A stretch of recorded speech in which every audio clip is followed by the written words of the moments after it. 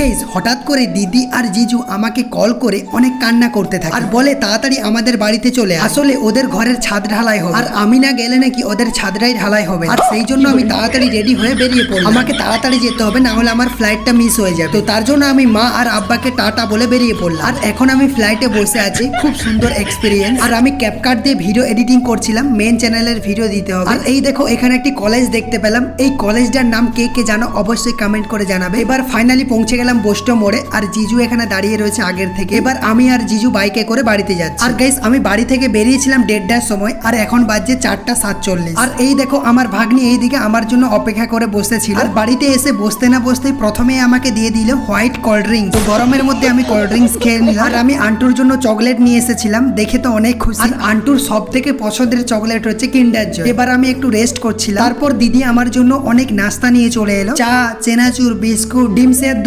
Chop, সিঙ্গাড়া, ফুচকা। আরে ফুচকা নয়, আর এইগুলো আমি একাই সব সাপাটে দিলাম। এবার এই দেখো এই যে ঘরটা দিদিরা তৈরি করছে, এই ঘরটাই ঢালাই হবে কালকে। আর এটাই ওদের হচ্ছে স্বপ্নের রাজপ্রাসাদ। আর এই বাড়িটা একবারে দোতলা হবে। আর তোমরা যে এই যে সামনের ডিজাইনটা দেখতে পাচ্ছ, এটা কিন্তু আমার আইডিয়াতে হয়েছে। এখন সেরকম কিছু বোঝা যাচ্ছে, ঘরটা কমপ্লিট না হলে কিন্তু কিছুই বোঝা যাবে। তো এরপর আমি ছাদের উপরে যাচ্ছি। তো এই হচ্ছে ছাদ, এটাই কিন্তু কালকে ঢালাই হবে। আজকে শুধুমাত্র রড বাঁধার কাজ হবে। আর এই দেখো রড বাঁধাও কিন্তু কমপ্লিট হয়ে গেছে। এবার সিলিং এ লাইট দেওয়ার জন্য এই যে মিস্ত্রিরা কাজ করছে। একটা রুমে 4টা করে লাইট দেওয়া হচ্ছে, মানে সিলিং লাইট। আর এসির পয়েন্ট বের করেছে, রান্না করে দিয়েছে। মোটামুটি লাইটিং এর কেসিংটা করতে অনেক রাত হয়ে গেছিল, তাই লাইট অন করে কাজ করছিল। এবার সন্ধ্যা হতেই জিজু, আমি আর মেজদা মিলে ফুলবেড়িয়া গিয়েছিলাম, কারণ বাজার করতে হবে, কালকে ঢালাই রয়েছে, তার জন্য কালকে বিরিয়ানি হবে। ছাদ ঢালাইয়ের দিন মানে বুঝতেই পারছো কতটা একটা খুশির বা আনন্দের দিন। তো আজকের ভিডিওটা এই পর্যন্তই। নেক্সট ভিডিও ছাদ ঢালাইয়ের ভিডিওটা আপলোড করব। ভিডিওটা যদি ভালো লেগে থাকে লাইক, শেয়ার, সাবস্ক্রাইব এবং ফলো করে নেবে। দেখা হচ্ছে নেক্সট ভিডিওতে, ততক্ষণের জন্য